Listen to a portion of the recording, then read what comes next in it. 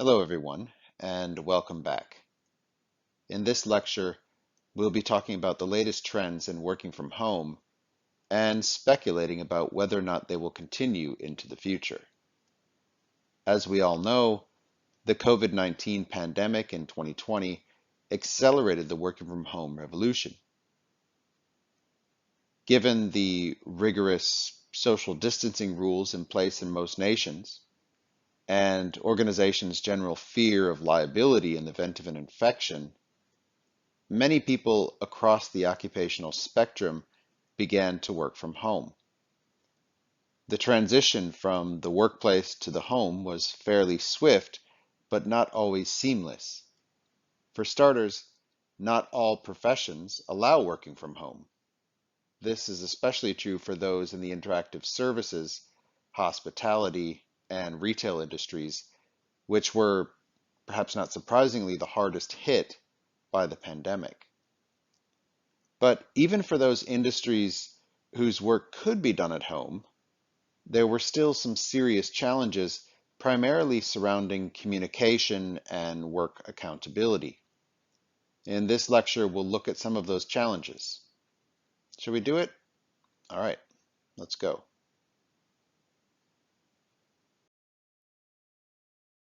Why can't we all just work from home? Well, this is simply not possible, at least at the moment. There will always be some economic need for human contact. An economy cannot function without at least some minimal degree of mobility. Perhaps in some distant future, the kind that is written about in science fiction books, we might be able to survive at home, but we're not anywhere near this point at the moment. And even if we were, would you really want to spend all of your time at home? And even if working from home were possible, we can't always consume at home. Consumption would still require leaving the house in certain instances. What if you wanted to get a tattoo? What if you wanted to watch a live sporting event? What if you needed an urgent surgery or an operation? In short, working from home, whilst increasingly common these days, especially in the light of the COVID-19 pandemic, is simply not an option for everyone. What are the key challenges associated with working from home? Well, there are several, but let's start with the biggest one: communication. Effective collaboration and teamwork depends on effective communication. It's that simple. We can only work together towards a common goal if we are all able to communicate seamlessly with one another. Communication ensures that we're all on the same page and working synchronously towards the same goal. Now, in a traditional workplace, employees are geographically centrally located. If a problem arises that requires a collective solution, a spontaneous meeting can simply solve it.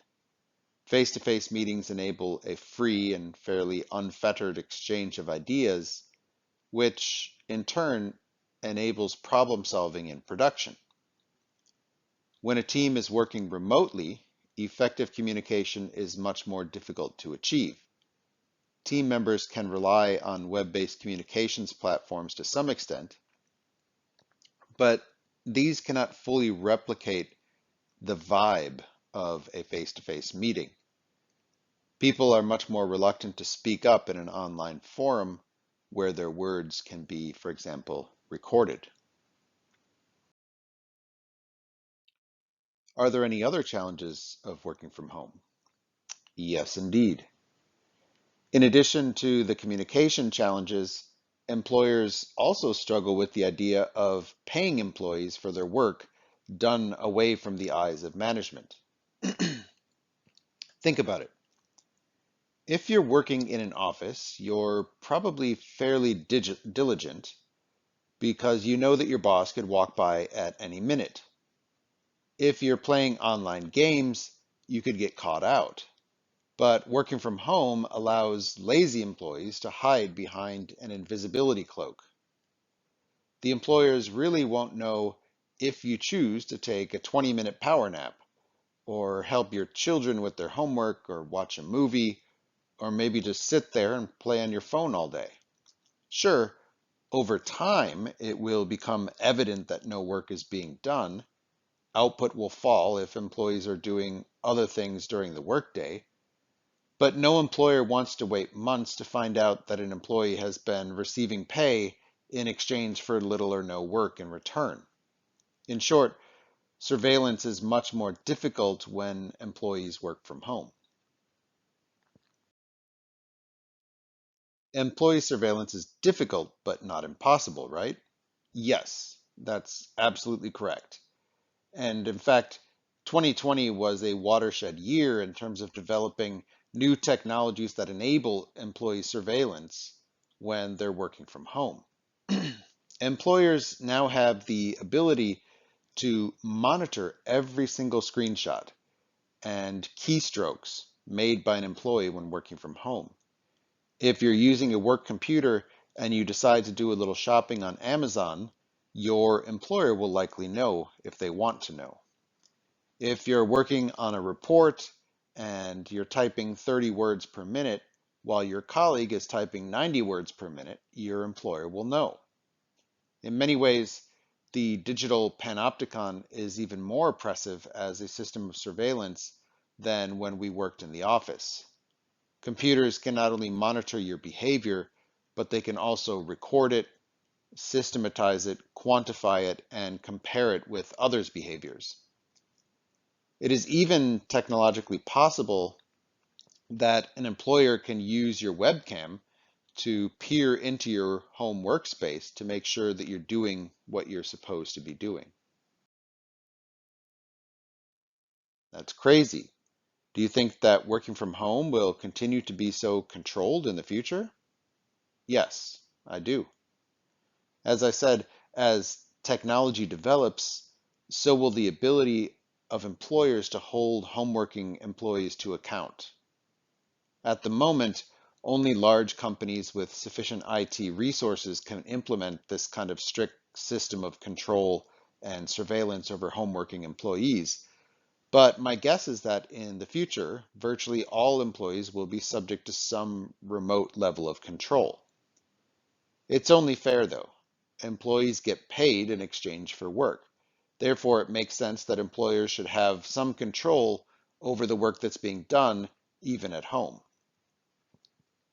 One possibility that I see in the future is for employers to use virtual reality and online digital offices. Imagine waking up, eating breakfast, and then logging yourself into a virtual office building as an avatar.